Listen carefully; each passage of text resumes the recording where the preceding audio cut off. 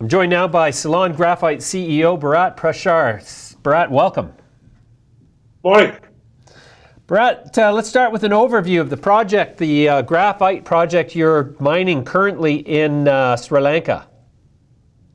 Well, since we last spoke, James, a lot has happened, and the most significant occurrence and event has been that we are now in production at our K1 site. As you know, Ceylon Graphite has over 121 grids in Sri Lanka, and we are actively mining in two sites, partially mining in two sites, and are going to start an extensive exploration process in the remaining sites. That's what's new since we last spoke. Sure. Okay. So, what's the total area that these deposits cover? The government of Sri Lanka gives grids which are 1 square kilometer. So, by having 121 grids, Ceylon Graphite has subterranean rights for 121 square kilometers of land in Sri Lanka. Wow, that's huge. And is all of that land known to contain graphite, vein graphite? Just to go back a bit and help your viewers with what I said the last time I was on your show, and that is that our whole hypothesis of going to Sri Lanka was that Sri Lanka was the largest producer of graphite during the last century. I would say in the early part of the last century, till about the Second World War.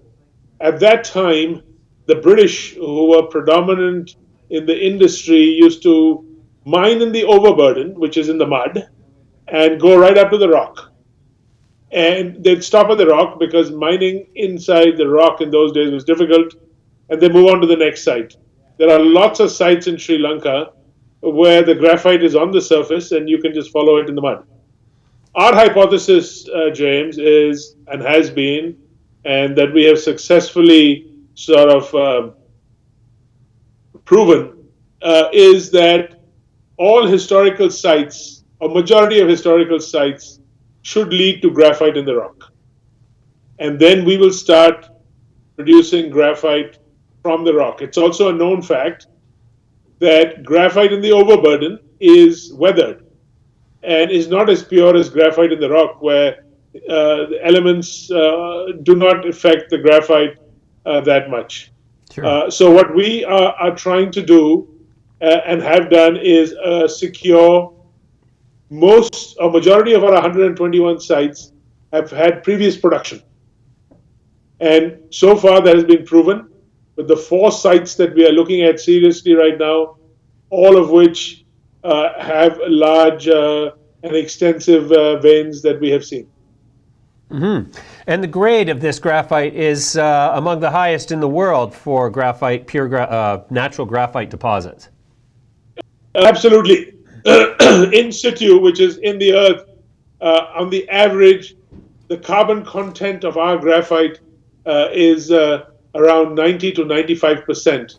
As a matter of fact, at our M1 site, some of the graphite that we have had tested there has actually had 99% carbon content, so it's almost pure carbon. Mm-hmm.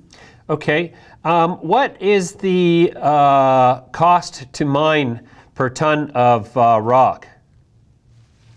Conservatively, James, we think that we can mine a ton of graphite for $200 US. Wow.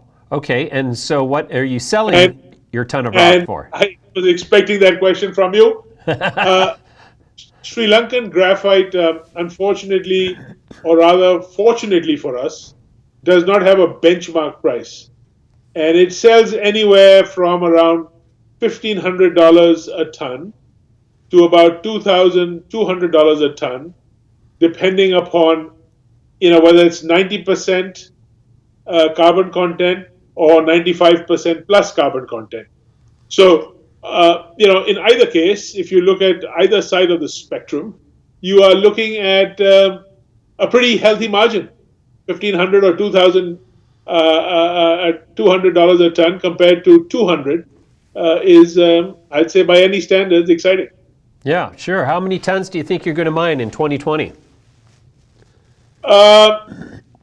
It's a little difficult to say exactly how much we will mine.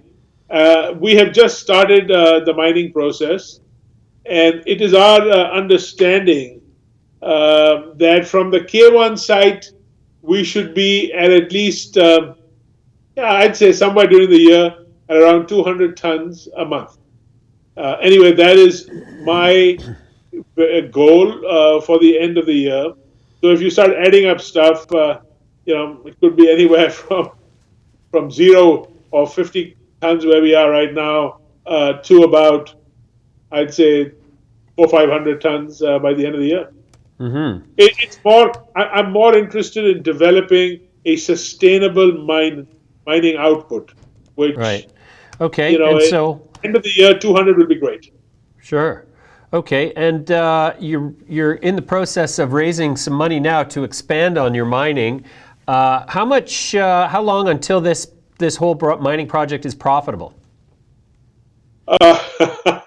You have been in this business longer than me, and so you know that mining is a big capital, business. The mining, the fundraise that we are going to do right now will make A1 and M1 completely self-sufficient. When we go into new projects or new sites, we will have to go and raise more money. As I have said many times in the past, it costs us much less than anywhere else in the world to mine. It costs us around $2.5 million per mine. That includes a shaft, resurfacing the shaft, putting all the safety elements in, going down, drilling, and other mining necessities. So $2.5 million gets us to I'd say commercial production or pretty close to it. After that, we have to go and raise more money for the next mine. The beauty of it, though, is that God willing, we will be cash flow positive after these two mines, and that will allow us to raise debt. And I think there are a lot of financial institutions who are already showing interest in working with us to sort of give us the add-on financing to develop the other sites. Mm-hmm. And how much of the mining revenue goes to the government, and under what sort of structure? If you look at the various agreements, and I presume you're talking about royalties, Yeah. we pay 2 royalties for about up to, difficult to estimate, but on each site, up to 15%. The government has a fixed royalty, but in Sri Lanka, given that no open pit mining is allowed, all mining is underground, so the land on the surface is owned by a private party, or in some cases by the government. Our total sort of exposure to royalties, I would say, maxes out at 15%. Okay, well, it's a good thing you've got such a big margin then. It is. All right, Bharat. That's a great update. Thanks very much for joining us. We'll come back to you soon. Super. Thanks for having me.